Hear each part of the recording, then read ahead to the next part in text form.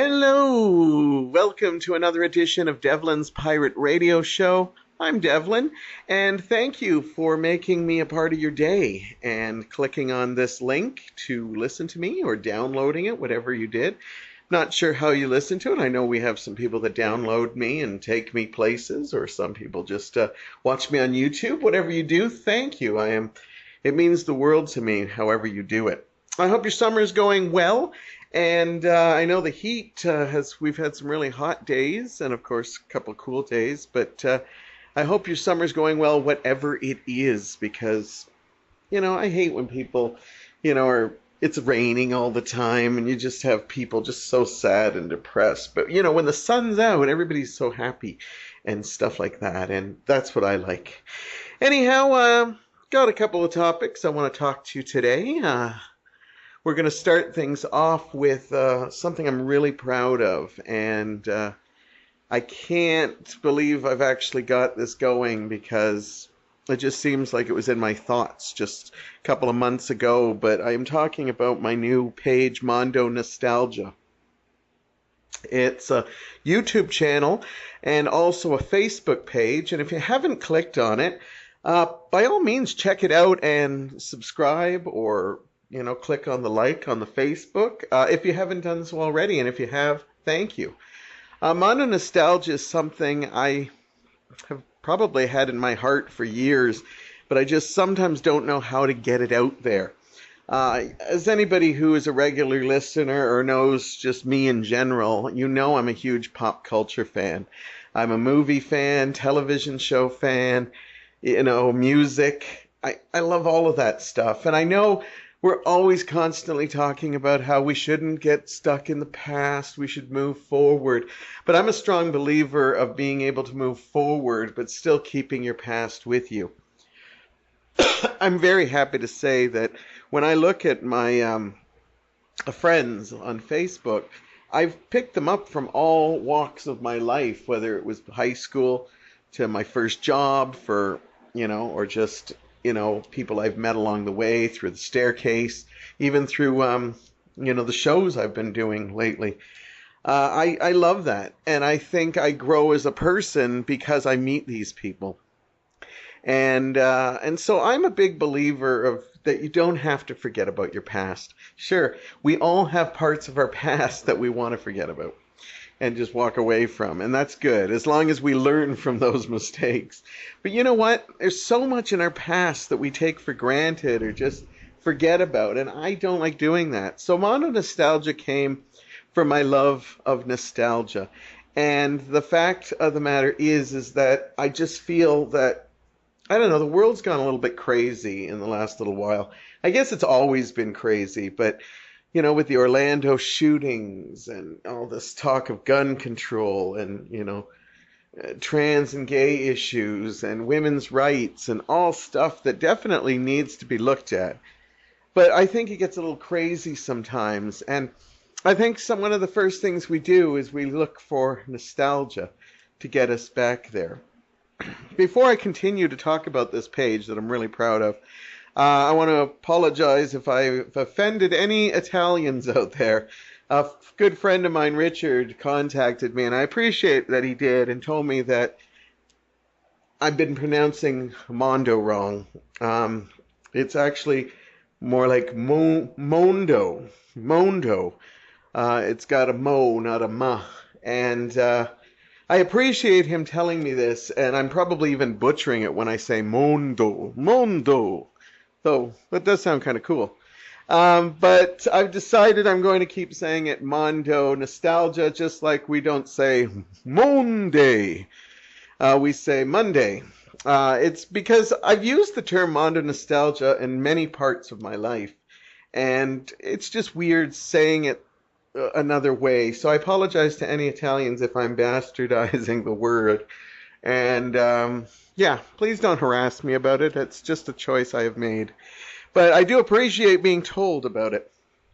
Anyhow, what I decided to do, and I've talked about this earlier in phase 2, but I want to go in specifics because now I've officially launched the page. If you're listening to this right now, Mondo Nostalgia is alive and well. It's probably already got a couple of my personal cam like pics and lots of good nostalgic stuff that I try to update every day. I really want this to be a thing for me. I want to be the face of Mondo nostalgia. Because you know what? When I was the face of, circumcision, it doesn't hold quite as prestige as being the face of Mondo nostalgia. Anyhow, so far it's been a good buzz. I put it up on Father's Day weekend, and in that time, I've had a lot of people like the page and viewing the stuff. I'm very happy to see that the stuff that I tape with my cam is getting more hits, because that's nice that you're taking time to just watch me yak about stuff I love, whether it's, Star Wars or Scooby-Doo or the Monkees. I got a lot of stuff to talk about, and this is just a small part of it. I eventually would love to do more with this. And when I say more, I'd love to start putting out events under the Mondo Nostalgia name, whether it be like a movie night or let's all meet, here's a retro movie playing at a thing. I'd like it to be a thing, because everybody searches for their thing, but I have a feeling this might be mine. It certainly makes me real happy doing it. And as I said, the early response, people just seem to love it. They just love things, and I like reading the comments and commenting back to them. And if I can just take a minute to, get you out of, the stresses of your life or the problems of your life, and I can just basically make you remember a simpler time or a memory that you don't remember. Like, that's what I love. I love when I post something and then somebody says, "Oh my God, I haven't thought of this in ages. And this makes me think of my brother or my sister or my mom or my dad or a good friend." That to me is success. I know nowadays we're told that success is money and power and stuff. But you know what? I don't do things necessarily to make money. I'm just not good at it. I wish I could. I wish I could. As I was, telling some people before, I would sell out in a heartbeat if I could. But there's also that thing that I would try to keep it as real as possible, because I just don't want to do stuff for the sake of doing it. I want to have a passion behind it, and I know Mondo Nostalgia is something I'm very passionate about. As I said, I'd hope this builds, and I hope you do enjoy it, and please check it out. I do want it to build, because I think nostalgia is just a thing that we're slowly losing. I've talked about this before, I think, but it's really important to me, because as I said, I don't think we have to give up thinking about stuff in the past when we move forward. I know we're headed into a world where, and I'm not saying it's a bad thing. I know we're heading into a world where, I've recently seen that gifts are now being replaced by experiences.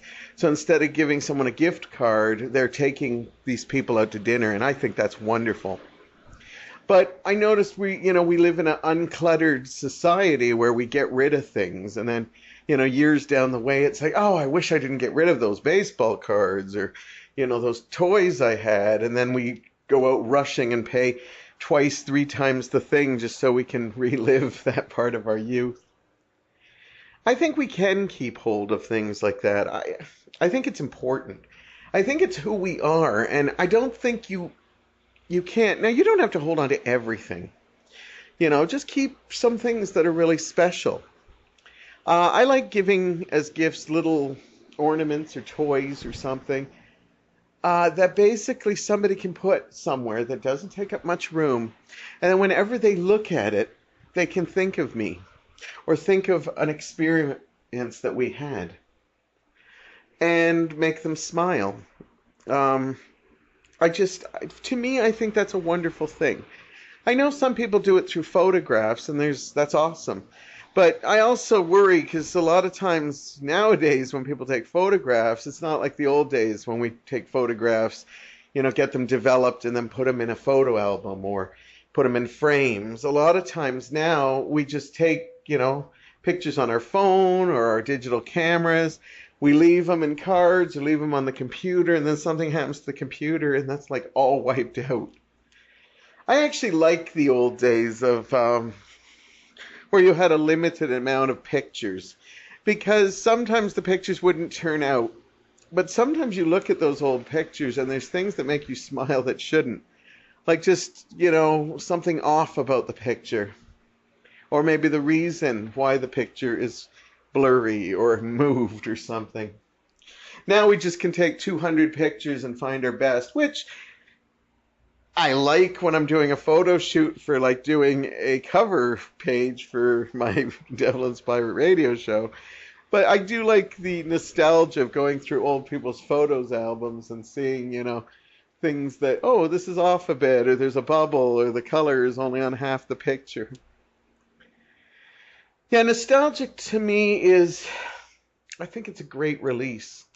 You have a hard day at work, I know some people will just go and binge watch all these old shows, but as I get older, I find myself turning to the old TV shows or old songs or even popping in an old familiar movie, because it's great to see new things and experience new things, but there's something that it's nice to almost kind of get back to a time where things weren't as crazy. Now, sometimes you can go back and rewatch things and they don't stand up. I luckily don't have that problem, because even things that make me cringe or I think, oh God, that's horrible or cheesy, still entertain me. But I know a lot of people are like, oh, I couldn't even watch it. I always feel a little sad for those people, because I'm like, where's your sense of this meant something so much to you at one point, and now it's like easily given away. That's one of my real things about holding on to nostalgia, because I just feel that we can easily get rid of things. And I've talked about my feelings of being left behind at times. And I'm always feeling like I'm going to one day be obsolete. In fact, I have days where I think I'm already obsolete. I'll see a picture of a person that one day meant so much to me in my life, and now every time I write them, I don't get a response or just a small little, how you doing? And I understand that sometimes you got to let go of things. But in my little world of Mondo nostalgia, we're going to remember little things. And whether I play a music video of a song that hit #1 that day, or whether I play a classic commercial of an item that many of us had, I just want to know I bring smiles to people's faces. I'm going to try to keep the negativity out of it. I want everything to be positive. So even if I review a bad movie, it's going to be a bad movie that I absolutely love. Because you know what? I thought about doing movie reviews, but as much as I see a lot of movies at theaters, I don't see enough to compete with everybody else who has one. And as for current TV series, well, I wait for a lot of them until they come on DVD and I buy them. I don't stream and I don't have cable, so I don't get to see a lot of things. I think in the last year, the only things I've watched current were Walking Dead, which I saw through a streaming site. But Walking Dead to me is worth looking through it. I don't always do that with other new shows. And, MasterChef, and Mike and I just put that on, and we just watch it and keep it up to date. But anyhow, but other shows I see through, DVDs and stuff. So yeah, I know some people probably roll their eyes when they see Devlin's putting all his eggs in a basket and living in the past, but I don't mind. If I'm remembered for my love of pop culture in the past, that would make me just happy, because I know I'll be remembered for much more than that. I know the impact I have on people's lives, whether in a small way or a huge way. So I don't need people judging me and telling me, I can't believe you're living in the past again, living in the past. You know what? It's a nice place to live, because I'm happy. As much as I love the internet, and the internet has had such an impact on my life with all this podcasting and doing cam reports and social media, I can honestly say that I used to live in a time where we didn't have that. And I'm kind of glad, because I see these kids nowadays that basically don't know a world without the internet or video games or seeing, movies whenever they want just by popping in a DVD or streaming something or going to Netflix. And it's just too easy. I am glad that I lived in a world where we didn't have that. So I get to live the best of both worlds. And, if you're younger, you don't know what you missed out on. But I have talked to a lot of younger people who have watched stuff in the past or said, geez, I wish I lived in that era. And I do that too. There's times when I think that, even though it would have been hard for me in my lifestyle, I would have loved to have been in the 50s or the early 60s. I didn't come along till the late 60s, and I was way too young to remember anything going on. But I even think about, even though it would be hard, that living through wartime, I just think that there was just so much to live for there. You were fighting for your country, Yeah, we don't have the social rights that we have today, but you know what? We're always fighting for more social rights. So I would learn to live with it. But I am glad that I lived in a time like this, and that is what Mondo nostalgia is going to remind us of. I'm going to be looking back from even times before me, the 30s, the 40s, 50s, the great 60s, 70s, 80s, and 90s will even count. And if Mondo nostalgia lasts even long, I'll be moving into the 2000s, because guess what?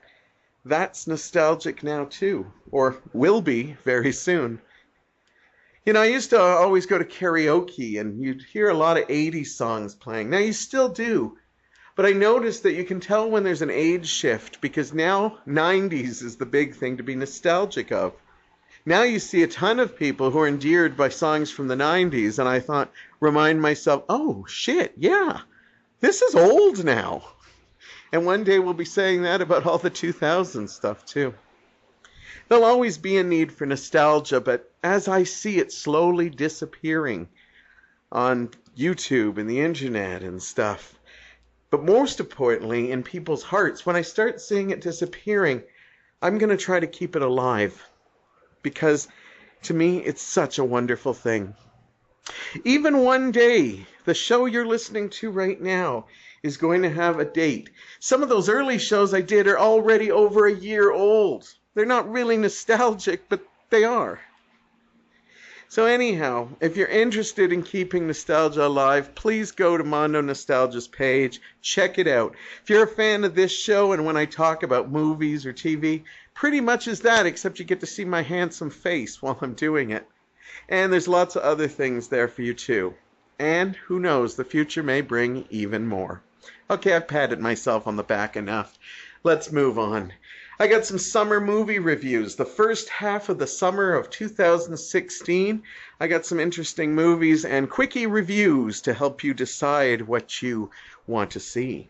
That's coming up next.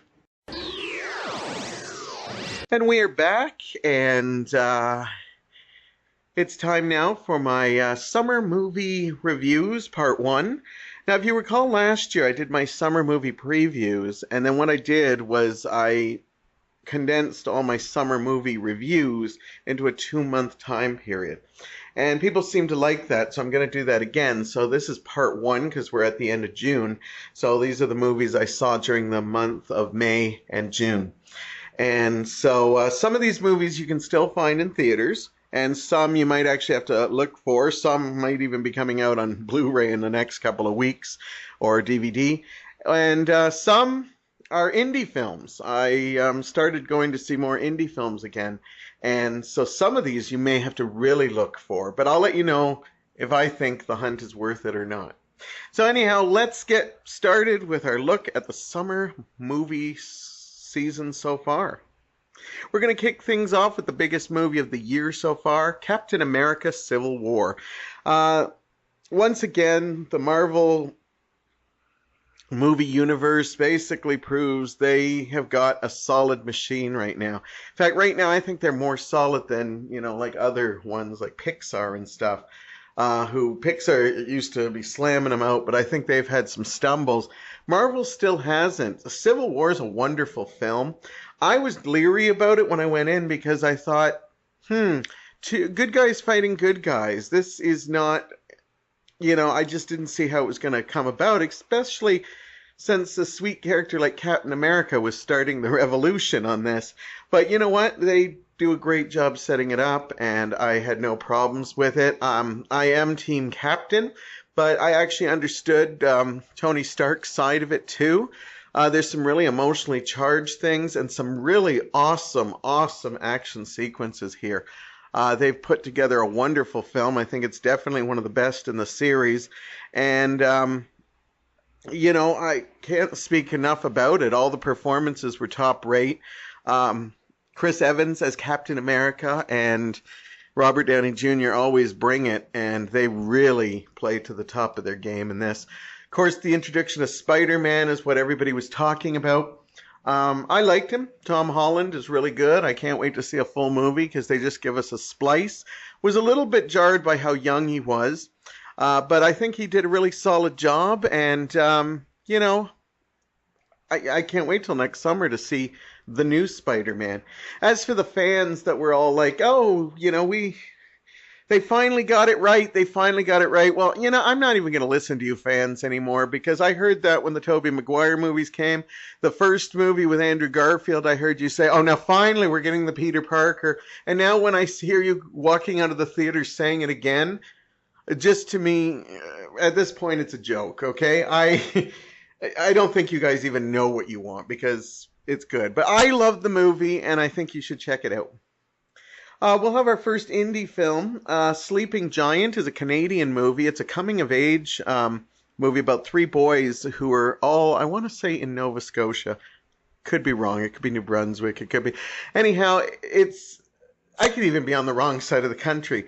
But it's a wonderful film that has been getting acclaim since last year, but it's starting to make the rounds now. You'll have to hunt this movie out, but it really is one of the best Canadian films I've seen. All the performances are just top notch. The three boys involved are just like so fresh. They didn't do a lot of acting before this, and I actually felt this was almost like a reality show more than a movie because I felt it just followed these boys' lives. And just the twists and turns of adolescence, we've all been there. We can all relate to it. It just, as I said, I didn't feel they were acting. I felt that we were just watching. The awkwardness that they had just translated to what you see when you see people. Just a phenomenal film and definitely worth seeking out. I think you should check it out. One of the movies I was looking forward to most this summer was a little thing called Neighbors 2, Sorority Rising, starring Seth Rogen and Rose Byrne and Zac Efron. And I love the first Neighbors. I thought it was one of the freshest comedies I had seen. I liked how intelligent it was in not being intelligent. As in, I felt all the characters were three-dimensional. And so Neighbors 2, I was so looking forward to, and unfortunately it was my first big letdown of the summer. It just, to me, fell flat. What I thought was really charming in the first movie is how Seth Rogen and Rose Byrne's characters were like, are we good parents? Are we good parents? And it was sweet because you knew they had a lot of heart. But it's a couple years later, and we see that they're still letting the kid do stupid things like walk around with a dildo as a doll, and and they're still going around, are we bad parents? Where in the first movie I was endeared and said, oh, that's probably what a lot of young parents go through. Now at this point I'm like, yeah, no, you're actually bad parents. The three-dimensional aspect just seemed gone. We didn't get any more. The girls that are added, Chloe Moretz, they didn't develop the character enough. I think they thought they did, but it seemed like they were trying to do as many gross out jokes and, promotion of marijuana that it just, Neighbors 2 was sadly felt flat. I really felt worse for Zac Efron because he still gives a really good performance, but unfortunately they don't let the character grow all that much. There is a couple of funny points in this, but I found this overall to be a very disappointing movie, and what really big letdown for me. Angry Birds movie. I didn't think I was going to see this movie because I'm not a big video game player at the moment, and I really kind of cringe when I see the Angry Birds. I don't know, there's something about the drawings or when I see them as Star Wars characters that get under my skin a little bit. But I happen to just go to this, sometimes, you kind of get goaded into going to see things. And surprise, surprise, I didn't hate this movie. In fact, I thought it was kind of charming. This is no way like early Pixar stuff or something really good like, like a Kung Fu Panda or something. But I actually giggled a lot through Angry Birds. Now, it plays to the lowest part of its game. It basically, you could just see a bunch of people sitting in a room trying to figure out as many bird and pig jokes as they could. This movie is just filled with puns. But because the game is so limited at what you did, the fact that they came up with a creative way to get things in, from what I know of the game, maybe people who watched the game even got even more jokes out of it. But I thought it was actually really good, and I thought some of the voice work was particularly well done. This is a throwaway summer movie, but, when I see some of the crap that parents take their kids to, Angry Birds is just as good as anything that is. In fact, I would say it's a little bit better because this is on an entertainment level. I thought it was just kind of fun and goofy, and that's kind of what you want from a movie like that. Another indie film right now, and this is one search this out. Do me a personal favor and search this out. It's a movie called Sing Street. It's probably one of the best movies of the year. And it is got an unknown cast pretty much. I did recognize a couple of faces in there, but overall it's an unknown cast. This is a movie that was done by the director who did Once and Begin Again, which wound up having became cult movies in some ways. They got their own followings, and I think Sing Street will be that. It's a wonderful coming-of-age movie about a 15-year-old boy whose life's turned upside down when he goes from a top prep school, and he goes to basically just general school, and his life becomes absolute hell. He takes some chances and meets this girl who wants to run away and become a model. And he basically talks her into being in his music video because it takes place in the 80s and everything was about the music video. One little problem. She agrees to it. They don't have a band. So basically he gets some people together and puts together a band just to impress this girl. And what happens is they wind up becoming a band and learning about lots of things in life. Jack Rayner, who plays his older brother in this, the main kid's older brother, is just absolutely phenomenal. He basically educates his brother. Every time the brother brings him a song, he says what he needs in it, and he gives him old classic 80s albums to find their niche. And it's wonderful because he educates his brother in music, and that eventually leads to educating him in life too. The soundtrack is phenomenal. Not only the classic music you hear like Duran Duran and Joe Jackson and The Cure, but the new stuff that was created just for the movie. The soundtrack is phenomenal. There's some great stuff, and you can check them out on YouTube or just, trust me on it. If you like good, solid pop, go to iTunes or whatever you download your music on it and pick it up because it's a great soundtrack. But the songs I loved are Up and Drive It Like You Stole It, which I think is just not only a phenomenal lyric. Sing Street, I got to see at the Westdale. Unfortunately, it's just not playing around anymore, but find this movie. If you like feel-good movies like Billy Elliot and The Commitments, this is in your wheelhouse. It's just a really wonderful movie, and I just know it's going to probably be in my best movies of the year. Okay, back to the mainstream. X-Men Apocalypse. It's time for another X-Men movie. Now, X-Men, it's funny. They've been around for a while, and they've released movies and movies. And Marvel Universe seems like they've probably well, they have released more movies because they pretty much release one a year, and pretty soon like two a year, and maybe even more. And but the X-Men have been around movie-wise before them. But we're getting our next installment in, and X-Men Apocalypse is a really entertaining film. I actually was I like Days of Future Past, the last X-Men film, but I was really let down by the ending. I was probably the only one that was let down by the ending. One, because I like X-Men Last Stand. Some spoilers kind of coming up here if you haven't seen these. And I personally didn't like that they kind of found a way to eliminate a movie that fans didn't like. And I don't like when they do that. I think you should just embrace any mistakes you do or anything like that. But Apocalypse, I went in not really excited about it, and I came out thinking it was actually pretty good. Now, I'd have to see Civil War again, but I think I actually enjoyed it a little bit more than Civil War. Just a little. But I really liked the movie, and although some people complained that it was uneven, and I never found that. I found that they had a lot of characters. They juggled them all pretty well. I really liked the concept of it, and I just had a good time with this film. I think it's one of the stronger of the X-Men films, and yeah, I kind of hope they keep making them, but I can see why this franchise seems a little fatigued at the box office. I don't know why. It's just they kind of try to complicate their stories a little bit too much, especially in the later movies where Marvel seems to have that smooth, like glass kind of feel to their storytelling and stuff, where X-Men seems to still have some problems, but I think I kind of like it. I think there's some fun moments in this, some endearing moments there. Michael Fassbender has a sequence that is just absolutely phenomenal, and he had one in First Class that I consider one of the best. And I love that he brings it.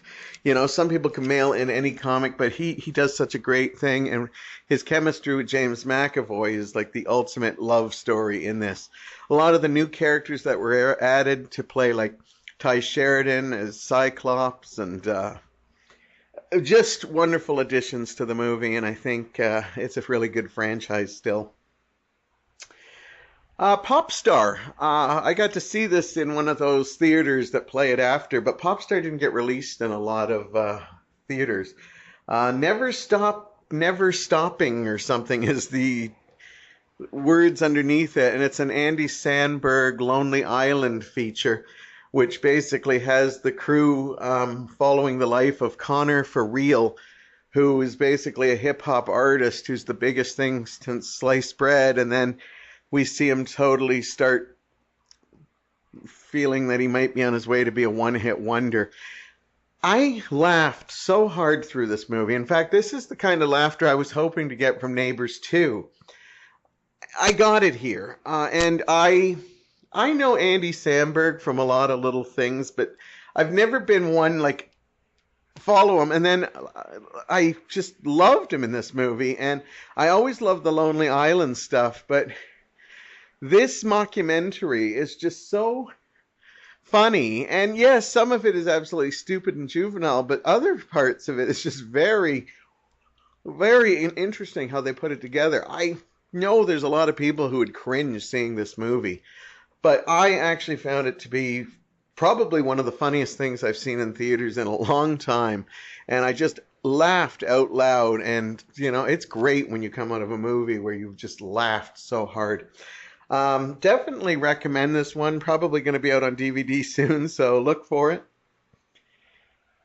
Another indie film, my last indie film in this set, a wonderful movie called A Bigger Splash. It stars Ralph Fiennes and Tilda Swinton. I hope I got that right. I didn't know anything about this movie when I went into it. I like to go to the Westdale and sometimes take a chance. I'm always fascinated how movies are marketed, and when I saw the poster of this movie, it kind of looks like it might be a rom-com, like a romantic comedy, or a little bit like one of those like 80s, 70s sex movies where there's two couples and they switch. Well, sort of like that, but not really. I couldn't have imagine it any different. Basically, Ralph Fiennes and Tilda Swinton were ex-boyfriend and girlfriend.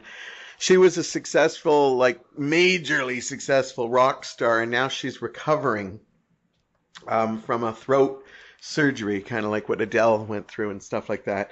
And basically what transpires is that after the breakup, Ralph Fiennes basically introduced her to her current boyfriend in the hopes that they get together because he thought he's this younger guy, would be really great for her, but didn't expect that they'd actually be as close as they were.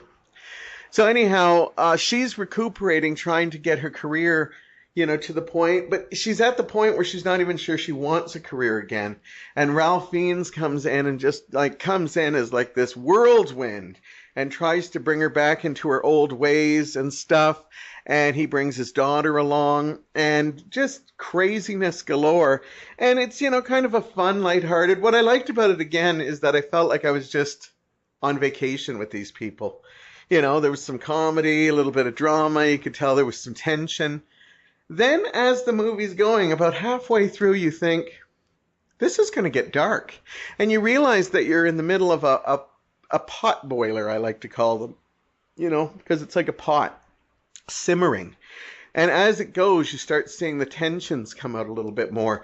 And then the twists come out. And I really like this movie. I think there's some top-notch performances in here. And if you get a chance to check out A Bigger Splash, definitely check it out. You've got to be in a mindset to be because this is not one of those quick action films that give you everything. You got to sit with it and stay with it. And if you're not invested in the characters, then you're probably not going to enjoy it. But all the actors bring the characters so much to life, it's hard not to. My final movie in this set is Alice Through the Looking Glass. This is a sequel, of course, to Alice in Wonderland. I actually liked the first movie. I'm a big Alice in Wonderland fan, but I find that the first movie by Tim Burton and starring Johnny Depp was just... And I say Johnny Depp because, although Alice is the lead character, for some reason in these Disney movies, it always seems to be the Mad Hatter because it's Johnny Depp. I liked the first movie, as I said, even though it didn't really follow the book. It follows the book to a point, and then they decide that we need an epic battle, and, suddenly Alice is going to be this warrior in armor, and she has to fight like the Jabberwocky. And the second one, she's, moved on with her life. She was a ship's captain, following in her father's footsteps. And then she winds up going through the Looking Glass, and once again, she's in a movie that has nothing to do with the Lewis Carroll book. And basically, the Mad Hatter's gone even madder, and Alice figures out that, she's told that if she finds this time-traveling device, she could go back and change time, and the Mad Hatter would be all right. Now, the weird thing about this movie is Helen Bonham Carter is back as the Queen of Hearts, and Sacha Baron Cohen is brought on in a wonderful character named Time. In fact, it's almost too bad he's in a movie like this, because I didn't enjoy this movie. Mostly because of the fact that it's just over the top, but he does such a great job as this role of Time. I feel it's weird because he's introduced as the new villain, and then you got your Queen of Hearts as your old villain, but I actually think Alice is the villain in all this. Alice, basically, to save the Mad Hatter, she basically puts Wonderland in jeopardy and actually steals something in order to go back in time, which starts crumbling Wonderland. Now, yes, there are other people after her, but Time, who's supposed to be the new villain, is just doing his job of trying to save Wonderland. And Helen Bonham Carter is, basically trying to get the time thing because it's the most powerful item in the thing. But technically, Alice is the one who puts everybody in jeopardy, all for the Mad Hatter. Johnny Depp is a wonderful actor, but he's getting to the point where he just submerses himself to the role a little too much. There are times that I just want to punch the Mad Hatter in the face, just because the overacting is ridiculous, and he's not even the worst part of it. Anne Hathaway's performance as the White Queen is just ridiculous. She's constantly doing those hand movements, and although some of the visuals were actually really good and had me mesmerized, I kept thinking, geez, I wish I smoked pot because I think it would be better. I was loaded up on cherry slush puppies when I watched this, but it really didn't help. But there's some moments that are just breathtaking. And as I said, the character of Time, played by Sacha Baron Cohen, was actually really well put together in that whole world that he exists in.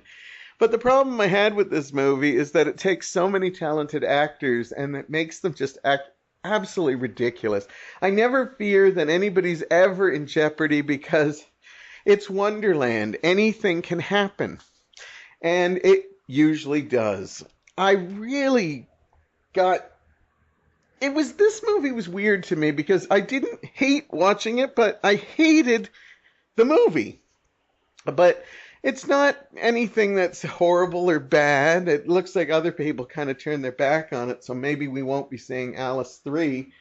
But I don't know. I think this movie is more geared to kids, so if you have youngins, they might enjoy the colorful, pretty world. I couldn't get into it. I really wanted to, but that Wonderland is like, I've never wanted to be in reality more. But after seeing their Wonderland again, I'm like, you know what? This place is not a place that's magical and imaginative. It's just, get me out of here. I want back in reality. And no movie should ever want me back in reality because that's not what I go to the movies for. Anyhow, there's my summer movie reviews for the first half of the summer. At the end of August, I will do the movies I see in July and August, and should be some interesting ones in there with the new Star Trek coming up, and Independence Day I'd like to check out, and a wonderful shark movie called In the Shallows, something like that. It's got Blake Lively, that's all I know. Hopefully check out a couple more indie films too. I'm going to take a short break, and we'll be back with some more segments on the Devlin Pirate Radio Show. And I am back with you, and we're here with our final segment of this show, and it's a strange little one. Well, not really strange, but I guess there's not a lot of people who would put this on a podcast, but for anybody who knows me, I can talk about serious stuff and then all of a sudden roll into something as fluffy as, a nice brand new pillow. And that's what this segment's going to be because, hey, the summer's here and sometimes you just don't want to get all serious. And that's why I'm calling this segment, Let's Go on a Picnic. No, this isn't a stepping out segment, although that would be fun. Maybe I'll take you along to one of our summer picnics. I happen to be a really big fan of picnics. Something some of you might not know. No, I'm not obsessed with them, but I like to go out at least once or twice a year with a couple of my friends, usually Corda, my friend Dave, Corda's daughter Erin, and Mike, and we all drive to somewhere like Bayfront Park or something, and basically we take some food with us. Nothing spectacular, but I think people don't picnic enough anymore. I think it's kind of a lost art, and I think you should consider doing it.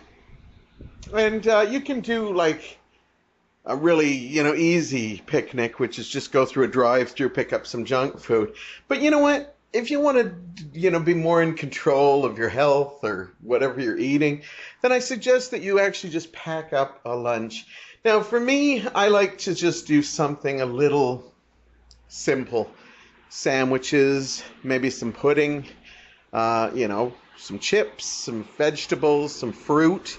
Fruit's actually always quite nice to have. It's just refreshing in the summer where you can just grab it. Just anything you can. If you have a whole bunch of people coming, make it like a potluck. Just, let people know what you're bringing, and then hopefully they'll bring something else. And it all turns out really kind of fun because you're sharing the food and stuff like that. Now, you could get like really exotic. I'm sure some people, crank out the cookies that they baked all morning. Or I remember used to watching Little House on the Prairie, and Ma used to like cook up a chicken. And then, they'd have like fried chicken there, which she'd have in a little wicker basket, and then she'd have like a towel over it. And I always thought, God, that's a little over the top, but I guess back then that would be a real treat, you know. And then I think about it even more, and I go, actually, that's quite nice, because you don't need it heated up, because chicken tastes good, you know, after it's cooked, you know, just cold. And so, you know, never thought of doing that, but I don't know if I'd be cooking it. I'd probably stop off at the Colonel's and pick up a box. But anyhow, whatever you do, it doesn't matter. Just, you know, get your favorite foods, you know, try to throw in some health stuff there so you don't feel too bad. And then, you know, either, you know, get yourself a nice picnic basket, or you can just throw it in bags if you want. Also get a cooler. You don't have to get some monster cooler unless you want to, like, make sure you have all your, you know, alcoholic refreshments with you. But you could get a small cooler to put bottles of water or juice or pop or whatever your drink of choice is. You know, sneak a couple of alcoholic things. Because, you know, when you're in a public park, you know, you're really not supposed to be drinking that. But I'm quite certain, just by looking at the smiles on people's faces and just the way they act, that there are many that sneak in a nice alcoholic beverage or two. But I wouldn't suggest like swigging wine right from the bottle or beer. You know, you'd probably hide it up a bit. But anyhow, yeah, so that's what we do. We get some food together. We don't even make a big elaborate thing about it, and then we go. I can't even believe I'm talking about this, but, you know, if I inspire one person to go out and have a picnic, then I feel I've done my justice on this segment. In fact, I know I'll be going soon, because it's just been a while, and it's around that time we go. And from those of you who know me, I love the sun, I love nature, but I love it to a point, because one of the things, and the picnics are the same, I don't do epic picnics like that last 4 hours long, because those insects drive me nuts. So we have like really intense, quick picnics. But sometimes we are out there for an hour, hour and a half, maybe even 2 hours, depending how bad things are. So anyhow, when we get there, we always usually have a blanket, but we always look for parks that have picnic tables. Like Bayfront has picnic tables, and there's always usually one available. Now, of course, I'm going to inspire everybody to go to picnics. I'm going to go to Bayfront, and everyone is going to be used up. But anyhow, you sometimes have a backup blanket, and I love that. It's always nice when you throw down a blanket and have everybody sitting. Of course, as I get older, it's hard to get up, and I look like twice as old if I'm having a bad back day or something like that. But anyhow, it's still fun, and I always have to make sure my ass is on the blanket, because I hate when I look around, I notice that I've slipped off the blanket, and, you know, half my cheek is on the grass. I don't know. It's just something I do. You can always see those ants coming towards the picnic, and everybody will make a comment like, well, it's not a picnic without ants. And I'm like, the picnic's almost done when the ants show up in my eyes, because they worked hard to get on that blanket, so they're heading right for it.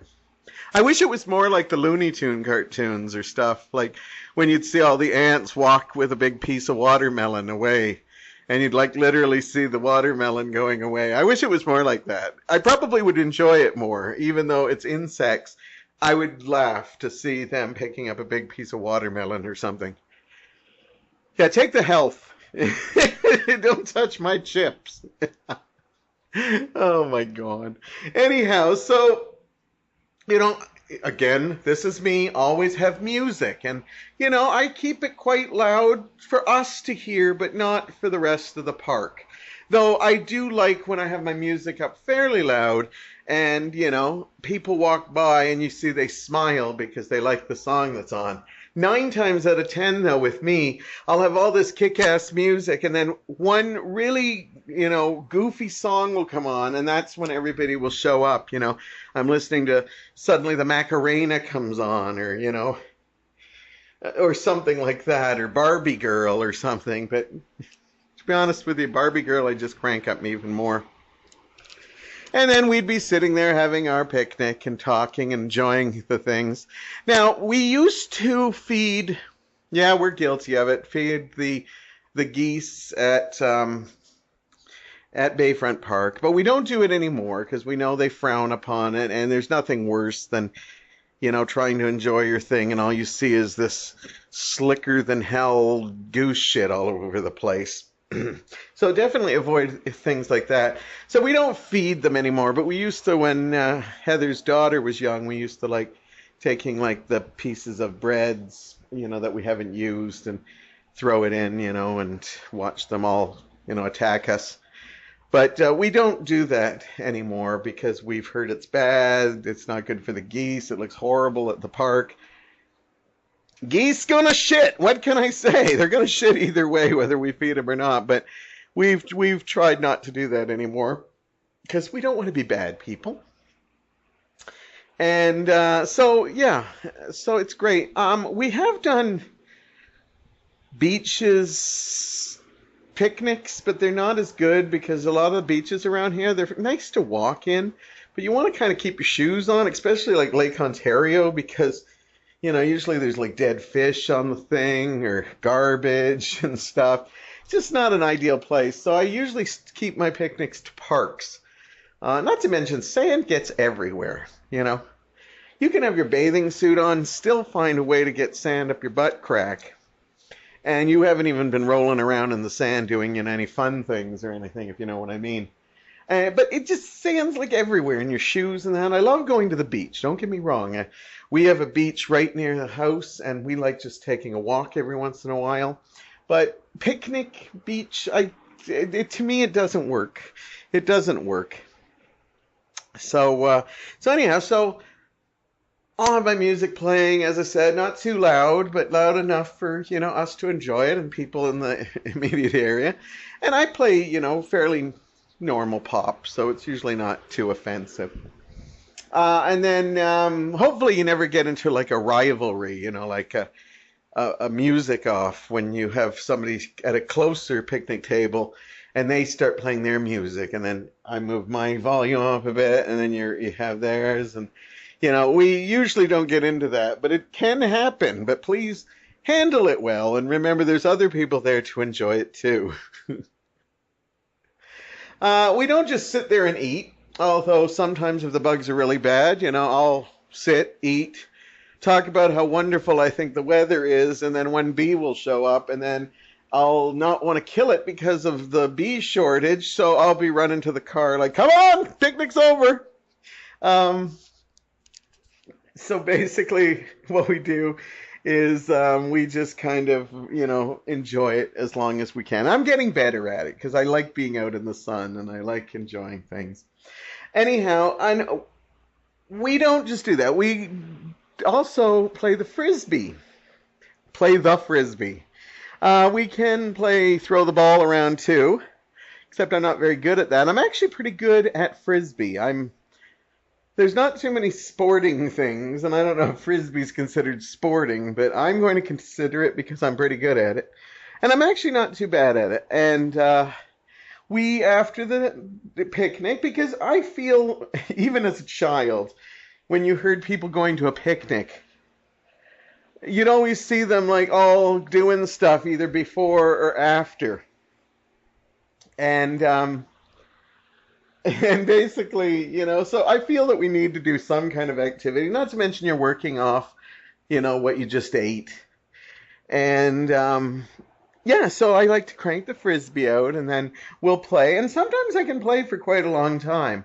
Usually, we just do the, throw it to each other and stuff like that.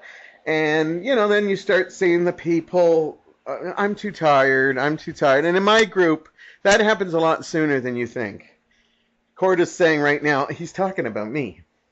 But Mike is like that too. He'll be like, okay, I'm done. And then it's just me and Dave and, sometimes, Heather's daughter. But anyhow, it's a lot of fun. And then when we start running out of gas, we know it's time to pack things up and head out. I have some great memories of it. And it wasn't just me. It was actually my sister-in-law, or my former sister-in-law, now my sister. I just dropped the in-law. Cheryl, who got me into picnics because she would always pack something wherever we went.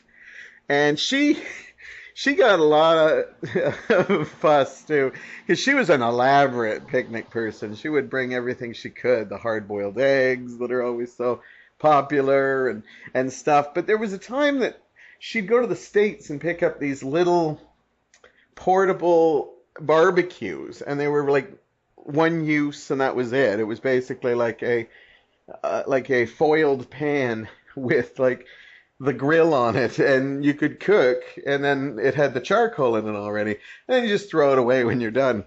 And I wasn't there, but I heard that she always had like park attendants coming up to her. You can't barbecue in this park, and she'd always like, oh, okay, okay, and she'd always be trying to get a couple of hamburgers or hot dogs in.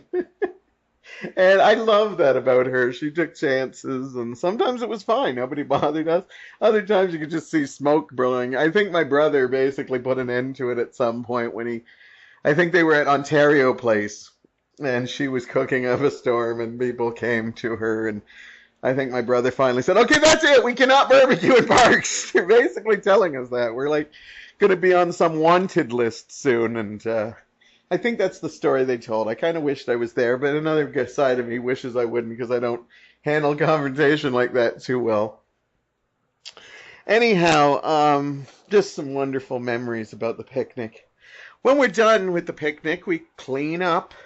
I'm saying that right now. That's very important. Don't leave garbage around, because that's one thing I am pretty cautious of. You know, I don't consider myself a tree hugger at all, but I hate when people litter, you know, because they always have waste paper baskets, and if they don't, Mike always has a bag with him. He always has a bag that we can put stuff in, and if there is no trash cans or anything that we can put it in, we carry it until we find one, or, you know, bring it in our car and put it at home. I'm a strong advocate of that, and I don't want to find out any of you are doing that. You're just leaving things all around. And then usually we're exhausted from the heat and stuff like that, and 9 times out of 10, we'll drive home. Somebody will mention, oh, a milkshake would be nice, even though just minutes ago we'll talk about how stuffed we are. Like, oh, I couldn't eat another thing. And then somebody would say, you know what would go great? Trip to Dairy Queen. And suddenly we forget about how full we are, or we just put it out of our minds. I always like a nice chocolate milkshake from Dairy Queen after a picnic, and then usually we'll grab our desserts of choice, come home, put on some TV, and just veg. This is as much, you know, activity I have done all summer, and this, like, we get winded from going to a picnic. Other people, you know, you're supposed to be rejuvenated, but, you know, we actually, like, had to walk to the place, you know, then we had to, like, you know, set things up, and then we ate, and then we played Frisbee, then we had to walk back to the car, and, you know, so to us, that's like a big effort thing, and it's kind of fun, but it makes me laugh. And then literally we'll just, you know, eat our desserts, you know, watch some beautiful TV that makes us laugh, or just music videos or something that just makes us smile, and and that's pretty much what we do. And just talking about it again makes me realize I want to do this real soon. Yeah, it's great memories, and you know, we've been doing it for so long, you know. I did it, you know, as I said, with my sister-in-law and my brother. And then we've kind of carried on that tradition. And I'd like to think even when we're old and we start, you know, bitching about everything in the world, that we'll still want to go out and, you know, enjoy time together, you know, and that, because, you know, life is real fleeting, and you know, people don't take picnics as serious activity anymore. You always hear about people, I'm going for a hike. I'm going for, you know, a walk around the bay, you know. But nobody ever talks about, yeah, we're going to put a picnic together and go. And we could hike to do the picnic. Not me, but you could. I've told you my feelings about hikes. But anyhow, I hope, as I said, if this inspires one person to go out and have a picnic, then I have done my work. It certainly has inspired this guy to plan my next picnic, because, as I said, it's a wonderful way to spend summer. to enjoy your friends, enjoy good food, and just enjoy life in itself. In fact, you know what? You should pack up whatever you have in your refrigerator right now, call up some good friends, or get the family together and head on out and get a picnic. And if not today, maybe tomorrow. Anyhow, I've come to the end of another show. I hope you enjoyed it, a little summer fun fest we had. And I look forward to talking to you next time.